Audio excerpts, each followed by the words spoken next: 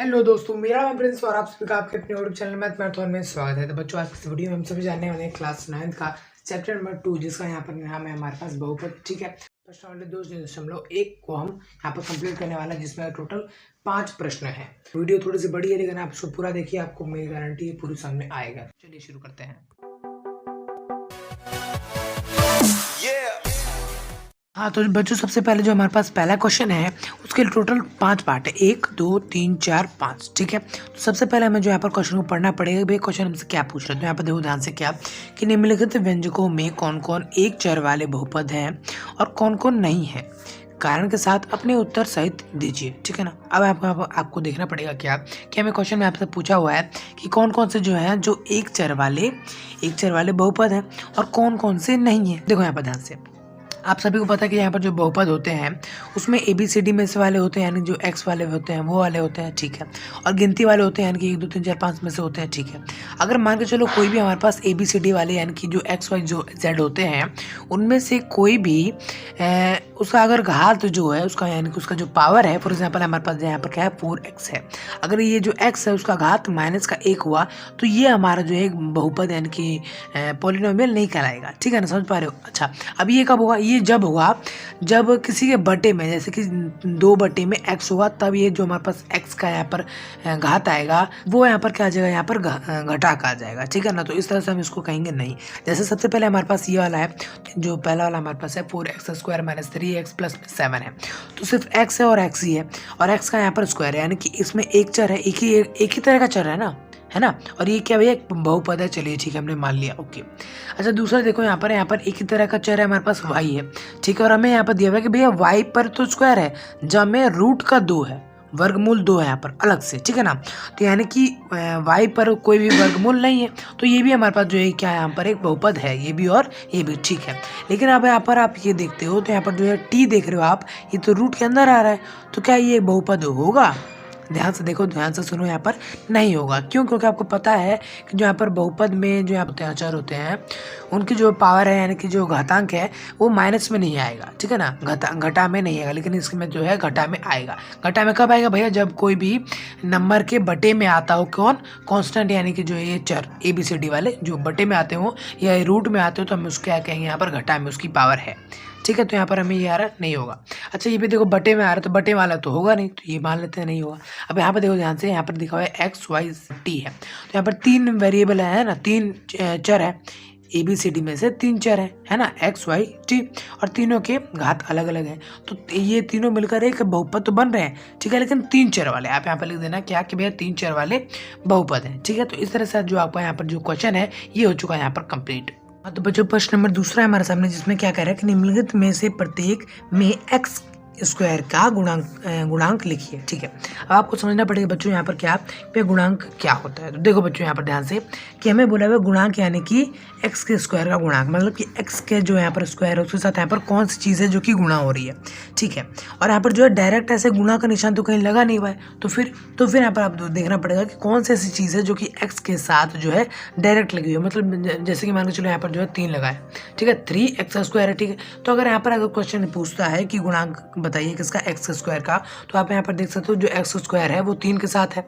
तो आपको पता है कि भाई जो ABCD में से यानी कि जो चर है और एक गिनती में से यानी कि जो अचर है, उनके बीच कोई भी यहाँ पर साइन नहीं होता, यानी कि कोई भी घटा गुणा भाग का निशान नहीं होता, और दोनों पास होते हैं, तो हमेशा गुणा में होते हैं। देखे, ठीक है, समझ में आ गया। चलिए ठीक है, अब यहाँ पर सिंपल से बढ़ते हैं फर्स्ट पार्ट की ओर। फर्स्ट पार्ट में हमारे पास क्या है, यहाँ पर 2 जमा में x² जमा में x है, तो यहाँ पर आप देख सकते हो x² तो खाली है, इधर की इधर जमा है, इधर भी जमा है, इसके साथ में कुछ है नहीं, तो हम 1 ले सकते हैं। हाँ जी, यहाँ बिल्कुल ले सकते हो। इसका आंसर जो है क्या जो है यहाँ पर 1 हो जाएगा। आप आंसर में यहाँ पर इसको लिख लेना। ठीक है, दूसरी ओर आते हैं, तो दूसरी हमारे पास क्या है, यहाँ पर 2 घटा में x² जमा में x³ है। ठीक है, अब यहाँ पर भी जो है x के स्क्वायर के साथ और कुछ तो है नहीं, लेकिन हाँ आगे जो है अब हम लेंगे तो आगे हम घटा के साथ ले लेंगे, तो यानी कि घटा का 1 अगर हम x के स्क्वायर के साथ अगर गुणा करते हैं तो भी क्या हो जाएगा, यहाँ पर घटा का और वैसे यहाँ पर घटा का है, ठीक है ना, तो माइनस का 1 आ जाएगा क्योंकि इसके आगे जो है घटा का निशान यानी कि माइनस का निशान है, ठीक है।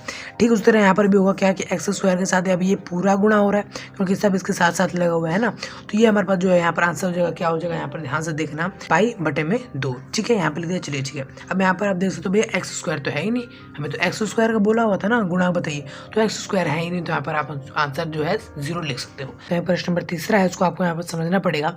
वैसे इस प्रश्न नंबर जो प्रश्न है हमको समझना पड़ेगा बहुत अच्छी तरीके से क्योंकि जो इसका हल है बहुत ही आसानी से आ जाएगा, ठीक है। तो यहाँ पर प्रश्न पढ़ना पड़ेगा। सबसे पहले हमसे यहाँ पर क्या कह रहा है कि 35 घात के द्विपद, ठीक है, और 100 घात के एक पदी का एक एक उदाहरण दीजिए। तो देखो यहाँ पर ध्यान से क्या कि हमें जो एक द्विपद लिखना है और एक पद। आपको यहाँ पर पहले पद समझना पड़ेगा क्या होता है। जैसे फॉर एग्जांपल आपको पता है कि कोई भी हमारे पास एग्जांपल में हमारे पास जो क्वेश्चन आते हैं इस चैप्टर के अंदर वो कैसे होंगे भैया। यहाँ पर देखो 4x है, जहाँ में क्या है यहाँ पर 3y मान लो, जहाँ में 5 है, ठीक है। तो इस तरह के आपके पास जो यहाँ पर क्वेश्चन आते हैं, ठीक है। अब इसमें आपको पता है ABCD वाले होते हैं, इनको हम क्या कहते हैं भैया चर कहते हैं, ठीक है।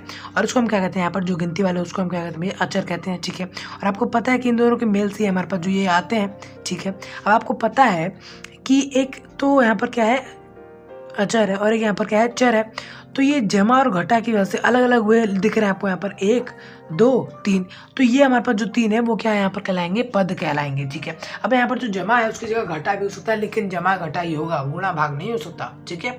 जमा घटा बस यही हो सकता है, ठीक है। तो ये हमारे पास होंगे पद, ठीक है। अब यहाँ पर आप देख सकते हो किसी भी क्वेश्चन के अंदर अगर वहाँ पर 3 पद हैं तो वो क्या करेगा यहाँ पर त्रिपद। अब यहाँ पर आपको बोला है द्विपद यानी कि 2 पद होने चाहिए, ठीक है। और यहाँ पर बोलना चाहिए एक पद यानी कि एक पद ही होना चाहिए, ठीक है, एक पद होने चाहिए, ठीक है। अब एक पद होना चाहिए और साथ साथ उसका जो घात है वो 100 होना चाहिए। एक पद फॉर एग्जाम्पल मान लेते हैं 5x और उसका घात यहाँ पर कितना होना चाहिए 100, यानी कि जो उसका पावर है घात है यहाँ पर छोटा सा ऊपर जो लिखते हैं वो 100 होना चाहिए। तो ये एक एग्जाम्पल हो सकता है, ये आपका आंसर हो सकता है, ठीक है। इसके अलावा हमारे पास जो यहाँ पर बोला है 35 घात के द्विपद, 35 घात के द्विपद तो कैसे होंगे। तो यहाँ पर देखो ध्यान से क्या, यहाँ पर हम लिख सकते हैं ना कि यहाँ पर जो है 8 ले लो, 8a का पावर है यहाँ पर हमारे पास जो घात है वो 35 है, जमा में 2y है। तो इस तरह के आपके पास जो यहाँ पर 2 आंसर हो सकते हैं, इससे अलग भी हो सकते हैं और आपका जो उत्तर है वो इससे अलग भी हो सकता है, आपके बुक से अलग भी हो सकता है, लेकिन आंसर जो है कुछ इसी तरह से और यही होगा, ठीक है ना। इस तरह से आप जो यहाँ पर समझ सकते हैं। चलिए तो बच्चों चलिए फिर हम चलते हैं अगले क्वेश्चन की ओर। हाँ तो बच्चों यहाँ पर जो अगला प्रश्न है या फिर प्रश्न नंबर 4 है हमारे सामने, वो क्या कह रहा है कि निम्नलिखित बहुपदों में से प्रत्येक बहुपद की घात लिखिए। बहुपद की घात मैंने आपको यहाँ पर परिचय वीडियो में बताया था, अगर आपने वीडियो नहीं देखी तो बच्चे ऊपर आई बटन पर जो है वीडियो का लिंक मिल जाएगा, आप वहाँ पर जाकर जो है क्लिक करके बिल्कुल अच्छे तरीके से देख सकते हैं। और अगर आपने उस वीडियो को देख लिया तो आपको जो है पूरी एक्सरसाइज पूरी प्रश्नावली को बहुत आसानी से कर पाएंगे, ठीक है। लेकिन अगर आप यहाँ पर आ गए या फिर आप कहीं देखना नहीं चाहते तो मैं आपको यहाँ पर बता देता हूँ कि भाई बहुपद की घात क्या होती है। कोई भी हमारे पास बहुपद है, फॉर एग्जाम्पल यहाँ पर ये क्या है हमारे पास बहुपद है, ठीक है। अब उसमें आपको पता है घात क्या होती है, जैसे कि यहाँ पर कुछ नहीं तो यहाँ पर मान के चलो 1 है, यहाँ पर 2 है, यहाँ पर 3 है, यानी कि जो यहाँ पर XYZ होता है ना ABCD वाले, उनके ऊपर घात कितनी है। तो यहाँ पर देख सकते हो 3 है, 2 है, यहाँ पर कुछ नहीं तो मान के चलो 1 है, ठीक है। तो ये होती है हमारे पास घात, ठीक है। अच्छा बहुपद की घात क्या कहलाती है। देखो बच्चों कोई भी हमारे पास बहुपद है उसमें सबसे ज़्यादा जो घात है, कौन सी घात है भैया, 3 घात है यहाँ पर, है ना। x का सबसे ज़्यादा घात यहाँ पर क्या है 3 है, ठीक है। तो यहाँ पर जो आंसर आएगा इसका क्या आएगा, यहाँ पर 3 आएगा, ठीक है। कोई भी वेरिएबल हो सकता है, कोई भी यहाँ पर जो है चर हो सकता है XYZ में, तो जरूरी नहीं यहाँ पर x U Y भी हो सकता है, Z भी हो सकता है। तो यहाँ पर अगला देखते हैं, तो अगला हमारे पास पता है इसमें कौन सा भैया 2, तो 2 हमारे पास क्या है यहाँ पर कहलाएगा बहुपद की घात, ठीक है। यहाँ पर क्या है यहाँ पर t के साथ तो कोई घात ही नहीं है, तो मान लेते हैं ना 1 है ना, तो 1 का तो कुछ होता है नहीं, तो वही बात है यहाँ पर 1 मान लिया हमने, ठीक है। और यहाँ पर तो यार वो भी नहीं है, क्या नाम है ABCD में कुछ है ही नहीं, तो 0 है ना, 0 हमने मान लिया। तो इस तरह से जो यहाँ पर आपका जो है हल आ जाएगा प्रश्न नंबर 4 का। तो चलिए बच्चों पढ़ते हैं यहाँ पर आखिरी क्वेश्चन नंबर 5, ठीक है। तो चलिए हाँ तो बच्चों प्रश्न नंबर 5 हमारे सामने, जिसमें क्या कह रहा है कि बताइए कि निम्नलिखित बहुपदों में कौन कौन बहुपद रैखिक हैं, कौन कौन बहुपद द्विघाती हैं और कौन कौन बहुपद त्रिघाती हैं, ठीक है। तो आप सभी को यहाँ पर समझना पड़ेगा कि भैया रैखिक क्या होता है, द्विघाती क्या होता है और यहाँ पर त्रिघाती क्या होता है। देखो कोई भी हमारे पास बहुपद है, फॉर एग्जाम्पल ये है, ठीक है, ठीक है। अब इसमें जो हमारे पास हाईएस्ट घात है, हाईएस्ट बोले तो सबसे ज़्यादा घात किसकी है, यहाँ पर 2 है, है ना, सबसे ज़्यादा घात अगर 2 होती है तो उसको हम क्या कहते हैं भैया यहाँ पर द्विघाती, ठीक है। 3 होगी तो त्रिघाती, 1 होगी तो या फिर कहें नहीं होगी तो रैखिक, ठीक है जी, हाँ जी बिल्कुल ठीक है। सेम चीज़ यहाँ पर जो है पहले वाले क्वेश्चन में थी जिसमें हमने बहुपद की घात के बारे में जाना था, ठीक है।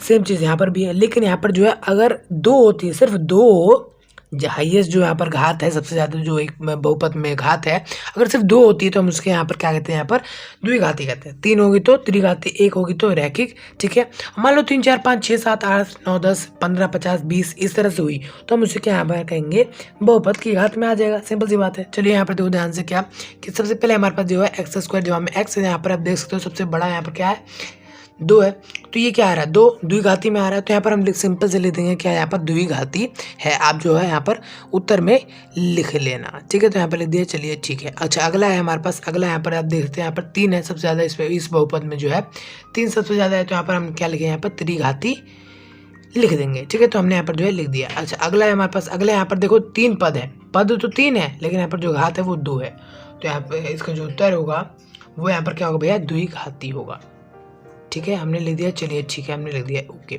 अच्छा अगर हमारे पास है चौथा प्रश्न, तो चौथे पार्ट में जो है हमारे पास है 1 भी नहीं है, मतलब इसका घात जो है वो तो 1 भी नहीं है, तो हमने मान लिया 1 है, तो 1 में क्या होगा यहाँ पर रैखिक होगा, ठीक है ना। बहुत ईजी है, आप यहाँ पर आप चाहो तो लिख सकते हो, ठीक है। पाँचवा जो है, पाँचवें में भी हमें कुछ दिया नहीं हुआ तो यहाँ पर हम रैखिक लिख सकते हैं क्योंकि हमने मान लिया 1 है, 1 हम मान सकते हैं, ठीक है। अब यहाँ पर देखो एक पद दिया हुआ है, एक चीज़ दिया हुआ है लेकिन उसका घात 2 है, तो 2 के लिए हम क्या लिखेंगे, यहाँ पर द्विघाती लिख देंगे, सेम टू का सेम, चलिए ठीक है। अच्छा आखिरी हमारे पास यहाँ पर क्या है 3 है, 3 यानी कि त्रिघाती है ना, आप सभी को तो पता ही चल गया होगा, चलिए ठीक है। इस तरह से आप सबको यहाँ पर जो है पता चल गया है। तो बच्चे बस इस तरह से जो आपने यहाँ पर जो है प्रश्न 2.1 को कंप्लीट कर लिया पूरे अच्छे तरीके से और सारे क्वेश्चन साथ में, ठीक है। मेरे ख्याल से आप सभी को यहाँ पर समझ में आ गया होगा, अगर नहीं आया तो कमेंट करो कि क्या नहीं आया, ठीक है ना। फिर मैं देखता हूँ, अगर मेरे पास टाइम मिलता है तो मैं उसके ऊपर जो है एक और वीडियो बना दूंगा। तो बस तो फिलहाल इस वीडियो में इतना ही, मिलता है